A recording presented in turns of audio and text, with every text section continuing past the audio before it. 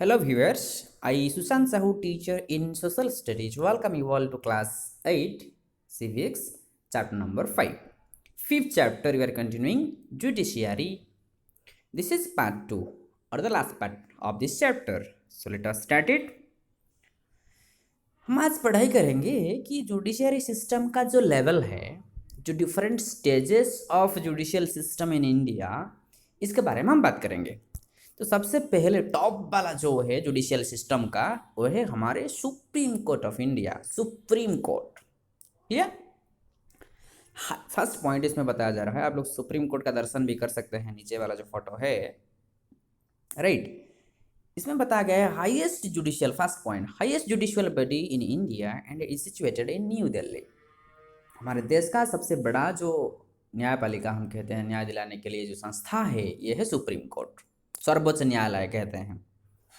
Next, it came into power on 28 January 1950, just 2 days after the constitution came into effect. हमारा संविधान जो implement हुआ था 26 जनवरी 1950, जो कि हम लोग रिपब्लिक डे सेलिब्रेशन कर रहे हैं, उसका सिर्फ 2 दिन के बाद ये शुरुआत हुआ हमारे जो supreme court. Third point, the chief justice of India, इसमें ए इफेक्ट कट गया है, इफ एफ ऐड कर देना। The chief justice of India and 25 other जजेस make up the supreme court of India. मतलब जो सुप्रीम कोर्ट ऑफ इंडिया होता है, 25 जजेस रहते हैं, उनके साथ चीफ जस्टिस रहते हैं। The appointments are done directly by the president of India. हमारे जो प्रेसिडेंट है वो उनको अपॉइंटमेंट देते हैं। Next, the biggest responsibility is that it is the highest court of appeal and is also the protocol of the constitution in the country. हमारे देश का सबसे बड़ा जो कि अपील करने वाला जो सेंटर है वो है सुप्रीम कोर्ट, और लोगों का हमारे संविधान में ये प्रोटोकॉल है, हमारे संविधान में ये लिखा हुआ है कि सुप्रीम कोर्ट का जो डिसीजन है वो फाइनल ही है, no other courts are available in India, right. आगे देखते हैं, सुप्रीम कोर्ट के बाद उसके नीचे कौन सा कोर्ट आता है? You are very right, high court. चलो हाई कोर्ट को देखते हैं। हाई कोर्ट्स ऑफ इंडिया, जो हाई कोर्ट कैसा कैसा है, कितने हैं, क्या है। There are high courts in almost all the state. सारे स्टेट में तो नहीं है, लेकिन ऑलमोस्ट सारे स्टेट में, इसीलिए नहीं है कि कोई कोई स्टेट का एरिया छोटा है, पॉपुलेशन कम है, तो ये 2-3 स्टेट को मिला के भी ऐसे हाई कोर्ट बनाया गया। जैसे कि हमारे बेसिकली हमारे eastern part of India, north eastern part of India जो है, यूनियन टेरिटरी का, स्टेट्स का, ऐसे मिला के भी कहीं कहीं कोर्ट्स बनाया जाता है, हाई कोर्ट जो है। Second point, the high courts work under the supreme court in the country. High court जो होता है सुप्रीम कोर्ट के अंडर ही काम करता है। Third, this courts decide on both civil and criminal cases. Civil cases और क्रिमिनल केसेस, ये दोनों केसेस क्या होता है हम थोड़ा आगे डिस्कशन करेंगे, दोनों का डेफिनेशन बताएंगे, right. Next point, most of the cases that are handed by the high courts of the country are passed on from the district और लोअर कोर्ट्स। हाई कोर्ट को वो केस जाता है जो कि डिस्ट्रिक्ट से, या जो हम कहते हैं लोअर कोर्ट से, जो केस का सुनवाई हो चुका है, वर्डिक्ट हो चुका है, उसको चैलेंज करके लोग आते हैं हाई कोर्ट को। ऐसे डायरेक्टली हम नहीं जा सकते हैं, या ऐसे डायरेक्टली हम नहीं कह सकते हैं कि ये हम डायरेक्टली सुप्रीम कोर्ट जाएंगे, डायरेक्टली हाई कोर्ट जाएंगे, ऐसे सिचुएशन। नेक्स्ट पॉइंट, द जजेस of the high court are appointed by the president. देखो, सुप्रीम कोर्ट का जज भी प्रेसिडेंट के द्वारा अपॉइंटमेंट हुए थे, इसमें हाई कोर्ट का जज भी प्रेसिडेंट के द्वारा अपॉइंटमेंट है। किसके कंसल्ट करके? कंसल्टेशन, मतलब उनका एडवाइस लेके, किसका? Chief justice of India and the governor of the state. इस स्टेट का जो गवर्नर है और चीफ जस्टिस ऑफ इंडिया जो हमारे हैं, उनको दोनों का एडवाइस लेके, सजेशंस लेके वो अपॉइंटमेंट दिया जाता है हाई कोर्ट का जो जजेस को।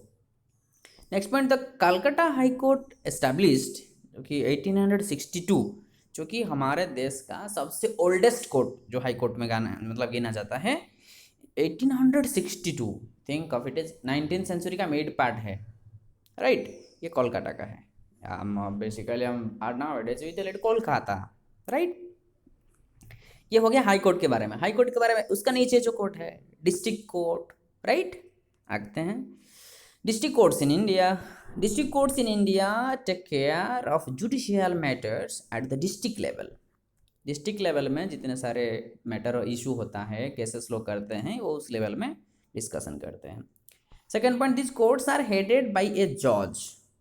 इसमें ज़्यादा उतना चीफ जस्टिस ये वे वगैरह वगैरह नहीं होते हैं, जज वो मैनेज करते हैं।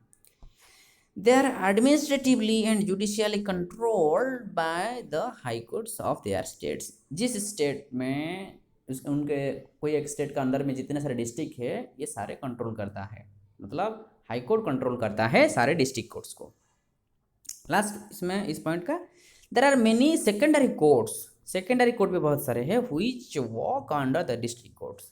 सबऑर्डिनेट कोर्ट जो पार्ट्स होता है, ये डिस्ट्रिक्ट कोर्ट के अंदर भी कुछ सेकेंडरी कोर्ट रहता है जो कि डिस्ट्रिक्ट कोर्ट के अंदर काम करता है।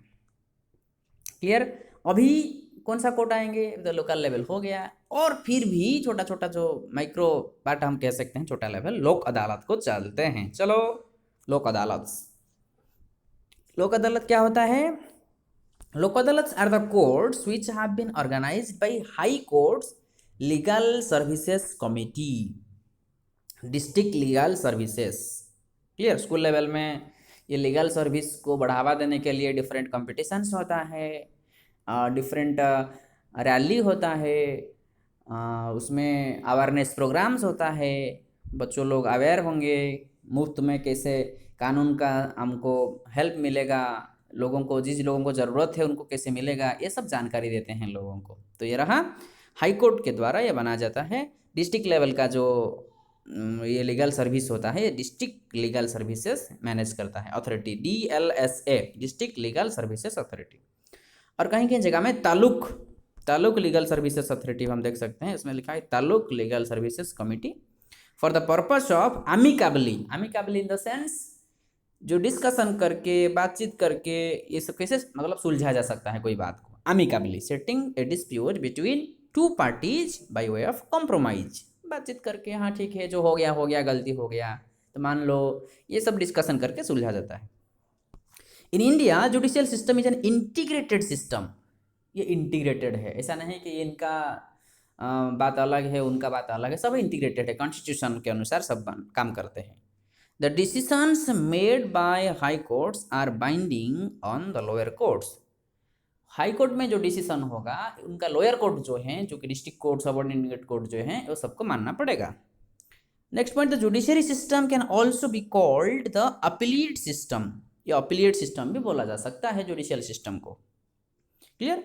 Last point of this portion, this means that a person can appeal to a higher court, देखो कब अपील कर सकता है, if they believe that the judgement made by the higher court is not just, अगर उनको लगा कि district court में कोई केस किए हैं, उनको महसूस हुआ कि नहीं मुझे जस्टिस नहीं मिल रहा है, तो अपर लेवल कोर्ट को जा सकते हैं, तो हाई कोर्ट को जाएंगे। फिर इनको महसूस हुआ कि नहीं हाई कोर्ट में I am not satisfied with the judgement of high court, I will go to supreme court. तो ऐसे level by level, stage by stage सब होता है, जो प्रोसेस जो है स्टेज बाय स्टेज होता है। राइट? आगे देखते हैं, ये जो हम क्रिमिनल लॉ और सिविल लॉ के बारे में बात कर रहे थे, ये टोटल जो ब्रांचेस ऑफ लीगल सिस्टम है, 2 ब्रांचेस है, एक है क्रिमिनल लॉ, एक है सिविल लॉ। तो क्रिमिनल लॉ क्या होता है देखते हैं। क्रिमिनल लॉ ये है, criminal law deals with the cases like theft, कोई चोरी, हरासिंग ए वुमेन को हरास करना, फॉर डावरी, डावरी मतलब जो कि दहेज हम कहते हैं, इसको लेके हरास करना वुमेन को, इसको लेके ये सब जो केसेस होता है रिलेटेड टू दिस, ये सब क्रिमिनल लॉ, मर्डर, इसमें सब आते हैं, क्रिमिनल लॉ में सब आते हैं। Next point, the procedure of a criminal case starts with lodging of FIR, fast information report, FIR जो कि पुलिस स्टेशन में दिया जाता है, followed by police investigation and filing the case in court, filing the case in court. तो वही जो case court को जाता है, फॉरवर्ड होके उनके नाम में केस किया जाता है। फिर after the trial in court the accused can be sent to jail, sentence to be hanged और फाइन। उस कोर्ट अगर साबित किया कि ये दोषी है, वो गुनाहगार है, वो गिल्टी है, तो उनको क्या किया जाता है, जेल भेजा जाता है, सेंटेंस टू बी हैंग्ड, कभी कभी फांसी होता है, राइट, और फाइन किया जाता है, अगर दोषी नहीं है तो फ्रीली छोड़ दिया जाता है। ऐसे ही होता है क्रिमिनल कोर्ट का या क्रिमिनल लॉ का। फिर आते हैं सिविल लॉ को। सिविल लॉ क्या होता है, कौन कौन सा केसेस रिलेटेड है? Civil laws deals with cases where harm और injury is caused, to rights of individual, थोड़ा हार्म हुआ है या थोड़ा इंजर्ड हुए हैं, जैसे कि रिलेटेड टू लैंड, जो ज़मीन होता है, परचेस ऑफ गुड्स, सामान कोई खरीदने से रिलेटेड है, रेंट मैटर्स, जो कि घर में भाड़ा में जो रहते हैं उनके लिए, डिवोर्स केसेस, फैमिली केसेस जो होता है, तो ये सब रिलेटेड जो केसेस होता है वो सिविल लॉ में आता है, right. Second point, the procedure of civil cases starts with filing of a petition in the relevant court by affected party only. तो ये एक पिटिशन दिया जाता है कोर्ट में कि देखिए भाई, आप हमारे ये नुकसान किए हैं, ये सामान नहीं दिए हैं, या आप लोग मुझे जो सामान खरीदे वो चीटिंग किए हैं, रेंट मैटर कोई है, ज़मीन के रिलेटेड कोई है, दोनों भाई के बीच में लड़ाई हुआ, झगड़ा हुआ, मेरा हिस्सा इतना बड़ा है, मेरा हिस्सा इतना बड़ा है, ये सब जो केसेस है ये जाता है सिविल कोर्ट के अंदर या civil law. In a case between a landlord and a tenant, the court can order the flat to be vacated and pending rent to be paid. जो लैंडलॉर्ड होते हैं, जमींदार, और जो टेनेंट, जो मेंबर्स रहते हैं उनमें, वो एडवाइस दे सकता है कि नहीं आप घर छोड़िए या रेंट को छोड़िए, ऐसे जो वर्डिक्ट या जो सुनवाई वो करते हैं। Next, all citizens of India have access to the courts in the country. सारे लोग कोर्ट जा सकते हैं, सबका अधिकार है। Next, every citizen has the right to justice through the courts. Court के द्वारा सबको जस्टिस दिलाने के लिए ये दावा, ये कॉन्स्टिट्यूशन में, हमारे संविधान में लिखा गया है। All should be treated equally before law. Next, the courts play a major role in protecting the fundamental rights of a citizen. Citizens का, एक नागरिक का जो फंडामेंटल राइट्स है, जो मौलिक अधिकार है, ये अधिकार को दिलाने के लिए कोर्ट रिस्पॉन्सिबल है। अगर किसी का अधिकार कोई हैम्पर हो रहा है, ये डेंजर में है, तो कोर्ट उनको प्रोटेक्ट करता है, राइट। अब थोड़ा देखेंगे, does everyone have access to the courts. सारे लोग कोर्ट जा सकते हैं क्या? थोड़े थोड़े एक लाइन में हम बात किए कि सच में क्या सब जा सकते हैं कोर्ट, देखते हैं। In the principal all citizens of India can access the court in this country. हमारे संविधान का प्रिंसिपल के अनुसार सारे लोग कोर्ट जा सकते हैं हमारे देश का, उनको जस्टिस मिलने के लिए, ठीक है। This implies that every citizen has a right to justice through the courts. Court के द्वारा सबको जस्टिस पाने का अधिकार है, न्याय पाने का अधिकार है। Next, the courts play a very significant role in protecting our fundamental rights if their citizens believe that their rights are being violated. अगर किसी मेंबर का, किसी नागरिक का, किसी सिटीजन का राइट वायोलेट हो रहा है, अवमानना हो रहा है, जो डेंजर में है, तो वो जा सकते हैं कोर्ट, या कोर्ट का हेल्प ले सकते हैं। Then they can approach the court for justice to be done. वो कोर्ट को अप्रोच करते हैं, कोर्ट को अपना प्रॉब्लम बताते हैं जस्टिस पाने के लिए।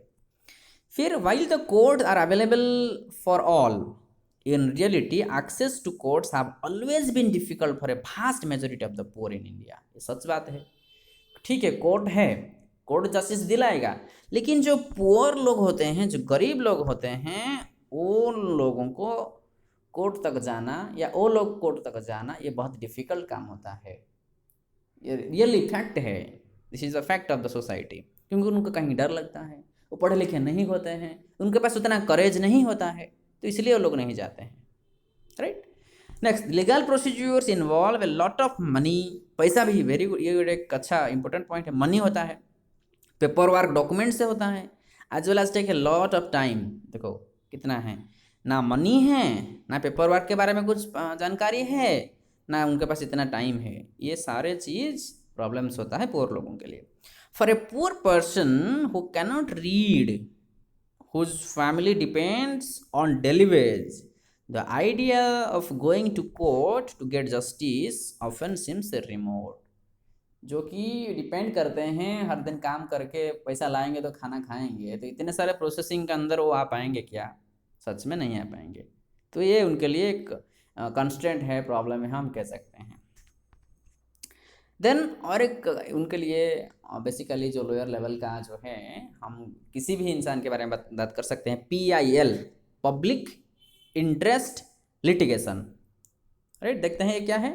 लिटिगेशन इज द एक्ट और प्रोसेस ऑफ ब्रिंगिंग और कनेक्टिंग लॉ सूट। कैसे लोगों के पास ये लॉ दिलाने के लिए, कानून का जो जस्टिस दिलाने के लिए, कैसे PIL होता है, public interest litigation. PIL is a litigation filed in the court of law for the protection of public interest such as pollution, terrorism, road safety, construction hazards etc. अगर गवर्नमेंट का कोई काम हो रहा है या कुछ प्रॉब्लम हुआ, गवर्नमेंट का जो प्लान किया है, रोड बनाया है, कुछ पोल्यूशन रिलेटेड है, अगर कुछ पब्लिक को नुकसान हो रहा है तो पब्लिक एक केस फाइल कर सकते हैं जो कि PIL बोल के, पब्लिक इंटरेस्ट लिटिगेशन, उसके द्वारा उनका जो प्रॉब्लम को सुना जा सकता है गवर्नमेंट के द्वारा। Areas where PIL can be filed are violation of the basic human rights. जब बेसिक ह्यूमन राइट्स वायोलेट होता है उस जगह में PIL फाइल हो सकता है। कॉन्टेस्ट और conduct government policy, compel municipal authority to perform a public duty, violation of religious rights और other basic fundamental rights। जहाँ कहीं लोगों का फंडामेंटल राइट्स वायोलेट होता है गवर्नमेंट के द्वारा, तो ये गवर्नमेंट के विरोध या गवर्नमेंट को जानकारी देने के लिए ये PIL या पब्लिक इंटरेस्ट लिटिगेशन ये फाइल किया जा सकता है, जो कि गवर्नमेंट उसको देखता है कि सच में लोगों को नुकसान हो रहा है या पब्लिक डेवलपमेंट हो रहा है, तो ये पूरा डिटेल्स वेरीफाई करके उनको जस्टिस दिलाते हैं। डोंट बी कंफ्यूज, ये IPL नहीं है, ये PIL है। Clear? So dear viewers, this is all about the discussion of the day. Once again will meet in the next video, next portion. Till that take care of studies. Thank you all.